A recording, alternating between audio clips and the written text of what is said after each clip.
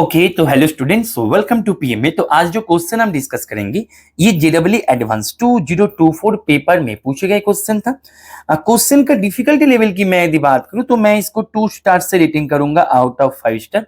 तो तुमने यदि ये क्वेश्चन को अभी तक ट्राई नहीं करके रखे हो तो मैं बोलूंगा बेटा वीडियो को यहाँ पे पॉज कर दो, तुम एक बार खुद से ट्राई करो, उसके बाद ही तुम इसका सोल्यूशन को देखना। देखो तुम्हारे पास यहाँ पे क्या क्या इन्फॉर्मेशन दे रखा है। क्वेश्चन यहाँ पे बहुत ही सिंपल तरीके से प्लॉट किया गया था। एक फंक्शन दे रखा है आर के ऊपर एंड फंक्शन किस तरीके से डिफाइन हो रहा है वो भी तुम्हारे सामने यहाँ पे गिवन है। एंड क्वेश्चन बेसिकली पूछा जा रहा है F x equals to zero इस जो इक्वेशन है या फिर F x equals to zero जो फंक्शन का जीरोज है, अलग अलग इंटरवल यहाँ पे मेंशन कर रखा है। तो अलग अलग इंटरवल में कितने सारे जीरोस मिलेगा इसके ऊपर ही क्वेश्चन बेसिकली यहाँ पे प्लॉट किया गया था। तो मैं एक बार पेज को इरेज करके क्वेश्चन को कैसे करते एक बार चेक कर लेते। देखो यहाँ पे ध्यान दो, मेरे पास फंक्शन जो है, फंक्शन को पहले यहाँ पे एक बार लिख लेते हैं। फंक्शन मेरे पास दे रखा है X square sine pi by X square, right. जब x not equals to zero, zero जब x equals to zero. Very good बेटे, एक बात बताओ, जब मैं x इक्वल्स टू जीरो करेंगे तो फंक्शनल वैल्यू जो है वो तो जीरो ही है। लेकिन एक बात ध्यान दो, क्वेश्चन में किसी भी इंटरवल में, कोई भी इंटरवल में जीरो नहीं है, राइट। तो मैं जीरो को लेकर चर्चा करेंगे ही नहीं, क्योंकि वो लोग इंटरेस्ट ही नहीं है जीरो को लेकर चर्चा करने के लिए, right. They are asking about the all those points which is not equals to zero.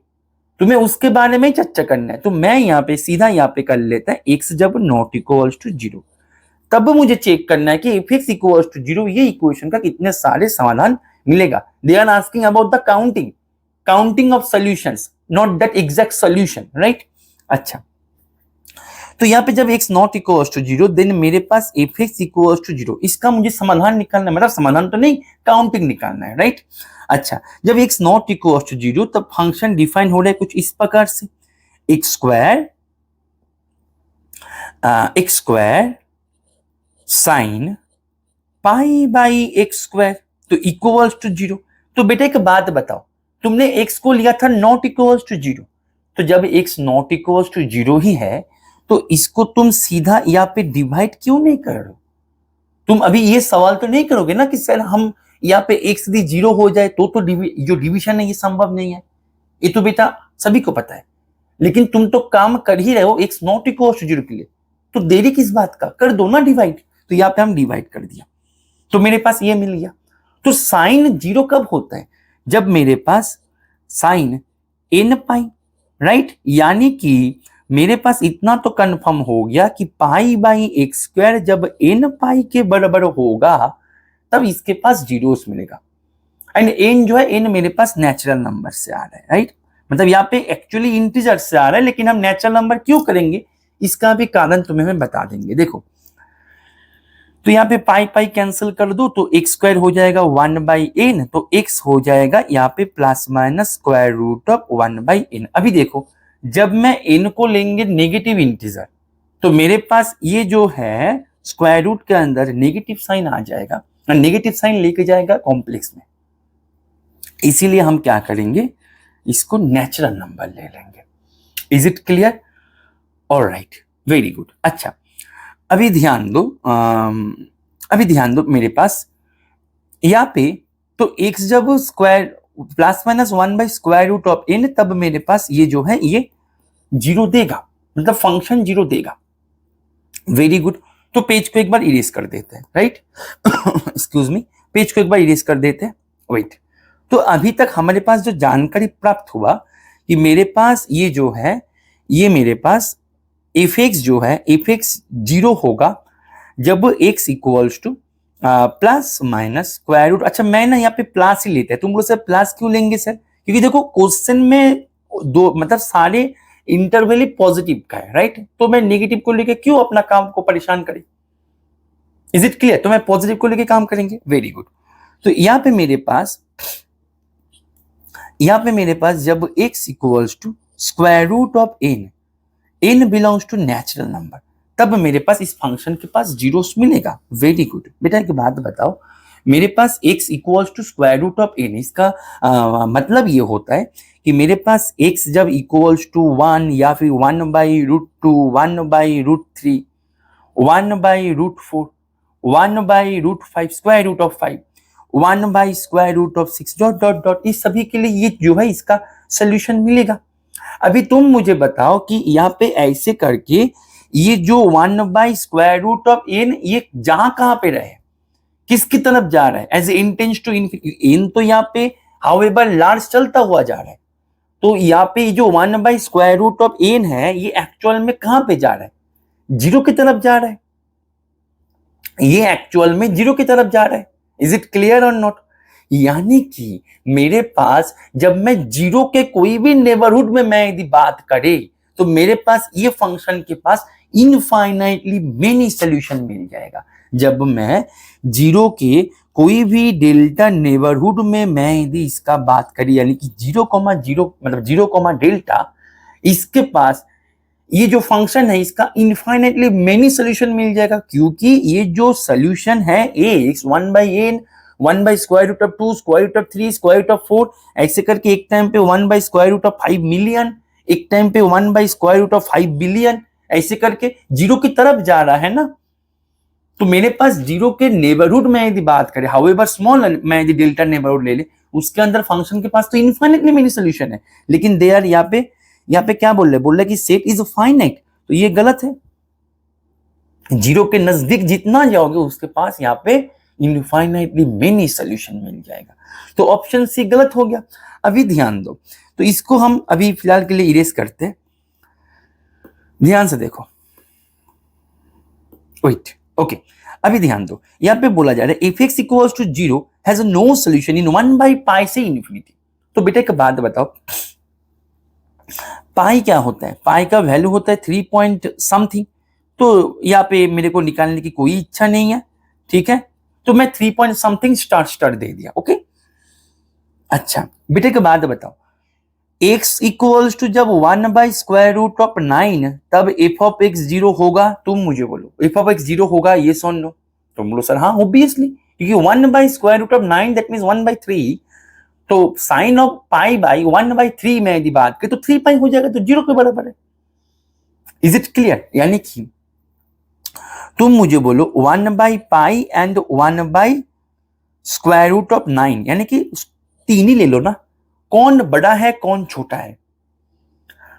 देखो नीचे ऑलवेज डिनोमिनेटर में जब तुम्हारे पास पॉइंट वैल्यू जो है, वैल्यू जब बढ़ जाता है ओब्वियसली ग्रेटर देन 1, मेरे पास मानो 1/p है, p यदि ग्रेटर देन 1 है तो p बढ़ने से वैल्यू घट जाता है।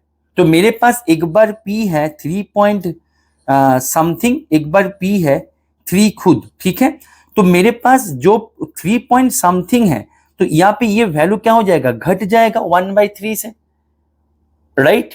दैट मीन्स मेरे पास यहाँ पे जो दे रखा है 1/π से इन्फिनिटी, तो मेरे पास यहाँ पे यदि 1/π है तो 1/3 तो उससे बड़ा है, राइट। दैट मीन्स उससे जब बड़ा है दैट मीन्स ये 1/3 यहाँ पे होगा, तो मेरे पास एक सोल्यूशन तो मिल रहा है ना, एक नहीं और भी मिलेगा मुझे वैसे तो जो भी है मेरे पास यहाँ पे जो है, यहाँ पे बोला जा रहा है कि नो सोल्यूशन, दैट मीन्स ये गलत है। Is it clear? अच्छा अभी देखो यहाँ पे ये बोला जा रहा है कि इनफाइनाइटली मेनी सोल्यूशन है 1/10⁻10 से इन्फिनिटी। बेटा एक बात बताओ, मेरे पास जो सोल्यूशन मिल रहा है ये सोल्यूशन मेरा यहाँ पे जो 1/10⁻10 से इन्फिनिटी जो भी दे रखा है, यहाँ पे 1/10⁻10 से इन्फिनिटी ना दे के 1 ऐसे भी दे देते ना, 1,000,000 मिलियन, तो भी ये गलत होते हैं, क्योंकि देखो इसके अंदर मेरे पास जो भी होगा फाइनाइटली मेनी सॉल्यूशन, क्योंकि मेरे पास ध्यान दो एक्सक्यूज मी, देखो क्योंकि मेरे पास ध्यान दो ये जो है ये चल रहा है ना, तो एक टाइम के बाद इसको तुम थोड़ा सा एडवांस स्टडी जब करोगे तुम्हें पता लग जाएगा, ये बीएससी एमएससी में सिखाया जाता है, आर्किमिडियन प्रॉपर्टी नाम का एक प्रॉपर्टी होता है, ठीक है, तो हालांकि ये तुम्हारे सिलेबस के अंदर नहीं है, ठीक है, तो जो आर्किमिडियन प्रॉपर्टी से हम इसका गारंटी भी ले सकते हैं, तो फिलहाल के लिए उसमें हम नहीं जाना चाहते। तो जो भी है मेरे पास ये जो है ये जा रहा है जीरो की तरफ, एंड जो 1/10⁻10 है इस साइड पे ये क्या कर दिया, क्लोज्ड कर दिया। दैट मीन्स ये जा रहा है, हो सकता है बहुत सारे पॉइंट्स तुम्हें मिलेगा लेकिन एक जगह में रुक गया ना, उसके बाद उसको 0 की तरफ जाना चाहिए था, लेकिन वो जा नहीं रहा है क्योंकि यहाँ पे जाके ये रुक गया। Is it clear? That means जो भी जगह में जाके रुक गया, चाहे वो बहुत सारे संख्या क्यों ना हो जाए, लेकिन है तो फाइनाइट। दैट मीन्स यहाँ पे बोला जा रहा है इनफाइनाइट, तो ये इनफाइनाइट भी गलत हो गया। दैट मीन्स इसका आंसर हो जाएगा डी, एंड डी को भी हम यहाँ पे प्रूव करेंगे। कैसे करेंगे सर? देखो ध्यान दो, तो तुम्हारे पास यहाँ पे ये जो है ये कुछ इस तरीके से चल रहा है, राइट? अभी यहाँ पे बोल रहा है कि मोर देन 25 से भी ज्यादा सोल्यूशन मिलेगा। बेटे के बाद बताओ, 1/π एंड 1/π², राइट? इसके अंदर से वो लोग बातचीत कर रहे हैं, राइट? अच्छा, तो मानो यहाँ पे मेरा 1/π है, यहाँ पे 1/π² है। बेटे के बाद बताओ, 1/π माने 1/3 पॉइंट समथिंग, तो मैंने यहाँ पे 1/16 ले लिया, तो 1/4। तो ये जो है इससे छोटा होगा क्योंकि नीचे बढ़ गया। नीचे वैल्यू बढ़ने से ओबियसली वो वैल्यू ग्रेटर देन 1 होना चाहिए। नीचे वैल्यू बढ़ने से क्या हो जाता है? टोटल वैल्यू घट जाता है, राइट? तो मेरे पास 4 is greater than 3 point something, तो दैट मीन्स 1/4 बढ़ गया। तो ऐसे करके अभी देखो एक बात, 1/π² π² माने क्या है? यहाँ पे π² ले तो 9 पॉइंट समथिंग, राइट?